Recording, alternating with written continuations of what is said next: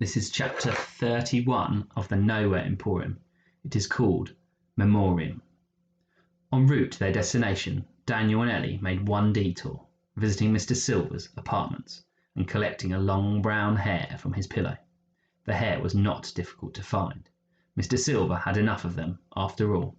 The Book of Wonders says we need one of his hairs for this to work, said Daniel. I'm not really sure why. He squinted at the page in question. His writing gets pretty bad sometimes. I guess there's only one way to find out. The Emporium was becoming impossible to navigate safely. Patches of creeping nothingness were appearing more and more, sucking wonders into the void, weakening the rest of the Emporium, which was decaying like a row of bad teeth. Not only were there dangers in the form of fallen bridges, caved-in passageways and flooding tunnels, but Daniel also found that his sense of direction was almost completely gone. Thankfully, the surviving magpie became a guide. When they arrived at the door in a corridor full of mirrors, Daniel leaned close to the golden nameplate. Emporium, this is it.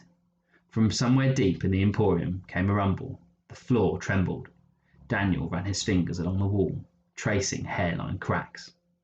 Through the door lay a movie theatre with a carpet the colour of fresh blood, and row upon row of seats padded with red velvet, all facing a huge screen. Something happened to the air beside Daniel, and the shadows moved, turning into the shape of a man. The man was tall and gaunt, with sandpaper-rough skin and a patch over his left eye. He wore a black uniform with gold piping and carried a torch. He smelled of dust and sugar. He said, "I'm your usher for this evening. How may I be of assistance?" How does this work?" asked Daniel. The usher smiled. "We show you the past, plucked from memories. The true past, mind you, not coloured by bias or age or worn away by time. Everything, exactly as it happened. The price is a single hair." "What we want to see," said Ellie, "is not our own past. It belongs to someone else." The usher's good eye flicked between Daniel and Ellie. "Do you have a hair that belongs to this person?" They nodded. "Then we do not have a problem," said the usher. "Take a seat, if you please." He led them to the front row, directly beneath the screen, and signalled that they should sit. He held out a hand. "Payment?" Ellie took Mr. Silver's hair from her pocket, placed it in the usher's hand. He brought it up close to his good eye. Then he took off his hat, revealing the strangest head of hair Daniel had ever seen. A large section of his head was completely bald, but there were places here and there where hair sprouted. The hair was many different colours and many different lengths. The usher took Silver's hair. He produced a sewing needle from the pocket of his uniform. He threaded the hair through the eye of the needle. Then he raised the needle to his head, pressed the end into his scalp, and proceeded to sew Mr. Silver's hair into his own head.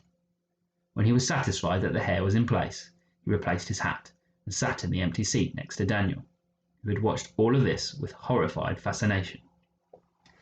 "Now we can begin," the usher said. "What exactly would you like to see?" "We need to find out the story between Mr. Silver and Vindictus Sharp," said Daniel. "Anything from Silver's memories that can help us understand Sharp a little better. And if there's anything in there we can use against him, all the better." The usher gave a thoughtful nod. "Very well." He sat back in the chair beside Daniel, raised a hand to his face, and lifted his eye patch. Daniel could not help looking. He caught a glimpse of the usher's hollow eye socket, just as the lights of the theatre died away, leaving the place in darkness. Then the usher's body straightened out, became rigid, and a beam of white light erupted from his empty eye socket and thundered onto the screen. A crackling noise tickled Daniel's ears, like the scratching of a record. The screen was filled with flashes of white, which slowly resolved into a grainy picture. A snow-covered city in the dead of night, a lone figure climbing the steps of a serious-looking building covered in gargoyles. And then they saw it all. Lucian Silver, the frightened little boy, teased by the other children, rescued from loneliness and torment by a mysterious stranger on a freezing Edinburgh night.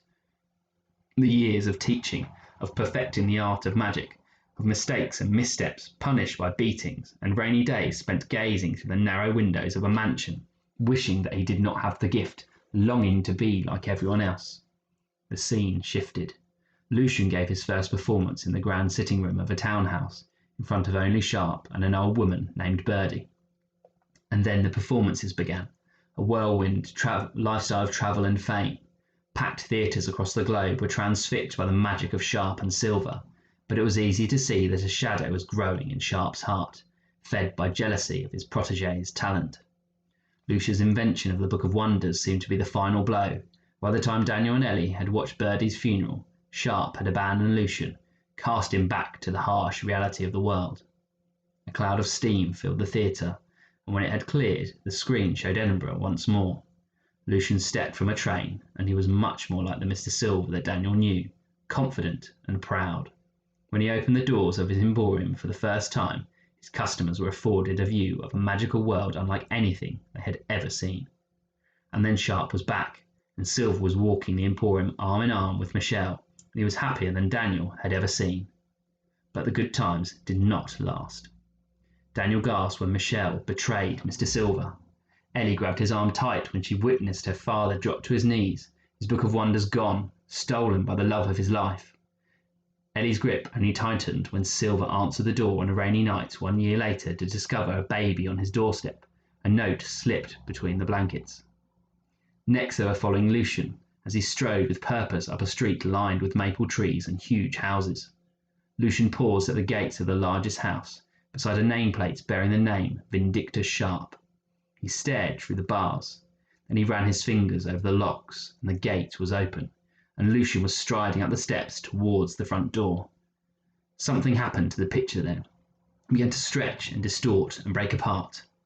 There was a familiar face, a sneering Vindictus Sharp who made them jump in their seats, and after that, neither Daniel nor Ellie could make out anything besides the muffled sound of voices, and a scream, and a flash of red. The lights of the theatre blinked softly back to life, casting the place in a warm amber glow. "What happened?" said Daniel. "We need to know what happened next." In the seat beside him, the usher, whose expression had been vacant throughout the showing, blinked his good eye. He sat up. He replaced his eye patch and gazed around the theatre as if seeing it for the first time. Then he looked at Daniel, and his eyebrows knitted. "Well, that's never happened before," he said, removing his hat and scratching at the patchwork of hair on his scalp. "Put it back on," said Ellie. "Fix it." "Can't do it," said the usher. "There's no way to play back the final scene. It has been tampered with. Someone does not want it to be seen. Simple as that. Whatever it is you wish to uncover, I'm afraid it's going to remain a secret." Something stirred in Daniel's brain. A secret. The world faded around him. In his mind, he was no longer in the theatre. He was back in his early days at the Emporium on the night he first wrote in the Book of Wonders, back in a room full of secrets. "May I have the honour of leaving the first secret in this room?" Mr. Silver had asked.